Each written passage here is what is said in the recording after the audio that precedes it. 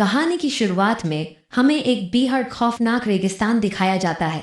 एक ऐसी जगह जहां जिंदगी और मौत के बीच बस एक पतली सी लकीर है। यहाँ ऐसे लोगों को भेज दिया जाता है जो आम समाज के लिए या तो बेकार हो चुके होते हैं या फिर इतने खतरनाक कि उन्हें आम इंसानों के बीच रखना मुमकिन नहीं होता। इस रेगिस्तान के एक तरफ है कंफर्ट जोन होता है, जहां खाने पीने, रहने और पहनने की हर सुविधा मौजूद है। लेकिन इस चमक दमक के पीछे छुपे हैं ऐसे राज जो किसी जहन्नुम से कम नहीं। और दूसरी तरफ हैं वे लोग जो भूख और मजबूरी के चलते नरभक्षी बन चुके हैं। इनके पास न खाने को कुछ है न पीने के लिए पानी, इसलिए जो भी इन्हें मिलता है उसे मार कर खा जाते हैं, फिर चाहे वह इंसान ही क्यों ना हो। इसी बेहद रेगिस्तान में आज एक लड़की को छोड़ दिया जाता है जिसका नाम है आर्लेन, और यहीं से शुरू होती है ये खौफनाक कहानी। आर्लेन को यहाँ छोड़ने के लिए 2 पुलिस ऑफिसर आते हैं, क्योंकि आर्लेन ने कुछ ऐसे अपराध किए हैं जिनकी कोई सजा तय नहीं की जा सकती। इसीलिए अब उसे अपनी बची हुई जिंदगी इसी दीवार के उस पार बितानी होगी। इसके बाद उसके साथ जो कुछ भी होगा उसकी कोई जिम्मेदारी अमेरिकन सरकार नहीं लेती। ये बात वहां लगे बोर्ड पर साफ लिखा होता है। अब आर्लेन पूरी तरह से खुद के भरोसे है। इस बीच हम देखते हैं कि उसके पास एक कागज है जिस पर लिखा है फाइंड द कंफर्ट। इस बेहद और सुनसान रेगिस्तान में वह अकेली आगे बढ़ती जा रही है। दूर दूर तक कोई दिखाई नहीं देता, लेकिन फिर भी वह इसी उम्मीद में चलती रहती है। कुछ देर बाद उसे सामने एक क्रैश हुई कार दिखाई देती है। वह उसके अंदर थोड़ी देर आराम करने का फैसला करती है। कब उसकी आंख लग जाती है उसे खुद भी पता नहीं चलता। अचानक किसी के आने की आवाज से उसकी नींद खुल जाती है। वह देखती है कि कुछ अनजान लोग हाथों में हथियार लिए उसकी तरफ बढ़ रहे हैं। उनके चेहरों पर हैवानियत साफ झलक रही होती है। आर्लेन भागने की कोशिश करती है, लेकिन अब बहुत देर हो चुकी होती है। वे लोग उसे पकड़ लेते हैं और मारकर बेहोश कर देते हैं। जब आर्लेन को होश आता है तो वह खुद को हाथ पैर बंधा हुआ पाती है। आसपास देखने पर पता चलता है कि उसे एक क्रैश हुए प्लेन के अंदर कैद करके रखा गया है। तभी वहां एक औरत आती है जो बिना किसी हिचक के आर्लेन के हाथ और पैर काट देती है और फिर उन्हें अपना सुबह का नाश्ता बना लेती है। जी हाँ, आपने बिल्कुल सही सुना, सुबह का नाश्ता, क्योंकि यही वे लोग हैं जिनके बारे में हमने शुरुआत में बात की थी, नरभक्षी।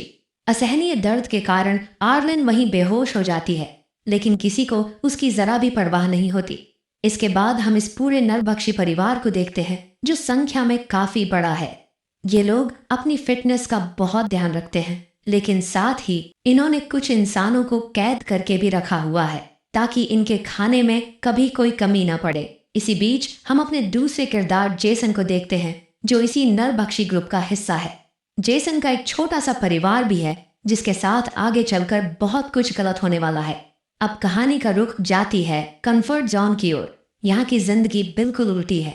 यहाँ हर तरह की सुविधाएं मौजूद हैं, खाने के लिए भरपूर खाना, पीने के लिए साफ पानी, कुल मिलाकर यहाँ किसी चीज की कमी नहीं है।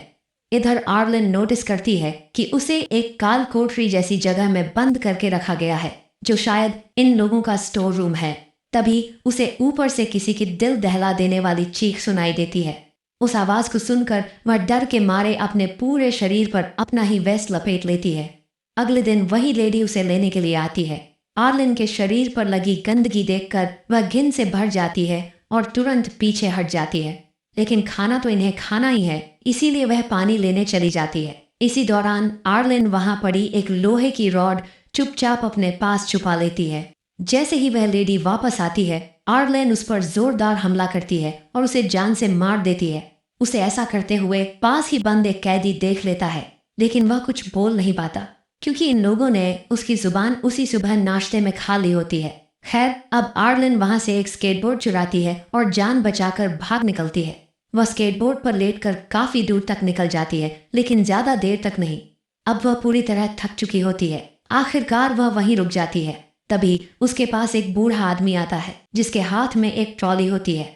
वह आर्लेन को ट्रॉली पर लात मारकर बैठाता है और उसे खींचते हुए कंफर्ट जोन के गेट तक ले आता है। दरअसल वह आदमी बहुत बूढ़ा है, इसीलिए अभी तक आजाद घूम रहा है। अगर वह जवान होता तो अब तक किसी की प्लेट में होता। जब कंफर्ट जोन के लोग आर्लेन को इस हालत में देखते हैं तो तुरंत समझ जाते हैं कि यह काम नरभक्षियों का ही है। वे उसे अंदर ले जाते हैं, उसकी मरहम पट्टी करते हैं और रहने के लिए उसे एक घर भी देते हैं। आर्लिन अगले 5 महीने वहीं रहती है। अब हम उसे पहले से काफी बेहतर हालत में देखते हैं। उसे एक प्लास्टिक की टांग भी मिल चुकी होती है और अब वह यहाँ सुकून की जिंदगी जी रही होती है। दूसरी ओर हम फिर से जेसन के पास लौटते हैं। वह अपनी बेटी केट का एक स्केच बना रहा होता है क्योंकि वह एक अच्छा पेंटर है। तभी उसकी पत्नी आकर बताती है कि घर में खाना खत्म हो चुका है। जेसन अपनी पेंटिंग छोड़ता है और पास ही बंद एक लड़की के पास जाता है जिसे उसने बांध रखा होता है क्योंकि आज वही लड़की उसके परिवार का खाना बनने वाली होती है। हालांकि वह लड़की उसके सामने हाथ पैर जोड़ती रहती है, लेकिन जेसन के दिल में जरा भी रहम नहीं होता। वह एक ही झटके में उसका सिर धड़ से अलग कर देता है और फिर उसके शरीर के छोटे छोटे टुकड़े कर देता है। दूसरी ओर एक सुबह हम आर्लिन को देखते हैं। वह अंदर से पूरी तरह टूट चुकी होती है। जब जब वह आईने में खुद को देखती है उसे अपनी कोई न कोई कमी साफ नजर आती है। उसके कटे हुए हाथ और पैर उसे हर पल उस दर्द की याद दिलाते रहते हैं। अब वह किसी भी हाल में उन नरबख्शियों से बदला लेना चाहती है। इसी इरादे से एक दिन वह बड़ी मुश्किल से एक बंदूक चुरा लेती है। फिर वह कंफर्ट जोन के पीछे वाले रास्ते से बाहर निकल जाती है, वह रास्ता जहां से बहुत कम लोग आते जाते हैं। उधर हम जेसन की पत्नी शेलन और उसकी बेटी केट को देखते हैं। दोनों जरूरी सामान ढूंढने के लिए बाहर निकली होती हैं, इस उम्मीद में कि कुछ काम की चीज मिल जाए। कुछ ही देर बाद आर्लिन की नजर उन दोनों पर पड़ जाती है। वह चुपचाप उनके पास जाकर खड़ी हो जाती है। शेलन डर के मारे आर्लिन के सामने हाथ जोड़ लेती है। वह कहती है कि वह उसे कुछ नहीं कहेगी, बस उसे जाने दे, क्योंकि उसके साथ उसकी छोटी सी बेटी है। लेकिन जैसे ही आर्लिन को पता चलता है कि शेलन एक नरबख्शी है, उसका गुस्सा फूट पड़ता है। आर्लिन कहती है, मैंने भी तुम लोगों से अपनी जान की भीख मांगी थी, लेकिन तुमने मेरे हाथ और पैर काट लिए थे। और बिना एक पल की देरी किए वह शेलन को वहीं गोली मार देती है। केट कुछ समझ ही नहीं पाती कि उसकी माँ के साथ अचानक क्या हो गया। वह बस सन्न रह जाती है। आर्लिन की नजर उस बच्ची पर पड़ती है। उसे उस पर तरस आ जाता है। वह केट को मारती नहीं बल्कि उसे अपने साथ लेकर कंफर्ट जोन वापस आ जाती है। रास्ते में उन दोनों को वही बूढ़ा आदमी देख लेता है। वहां केट को एक खरगोश पसंद आ जाता है। आर्लिन उसे खरीद देती है और फिर केट को अपने घर ले जाती है। आर्लिन का मन किसी भी हाल में उस बच्ची को चोट पहुंचाने का नहीं होता, क्योंकि वह जानती है इस सब में केट की कोई गलती नहीं है।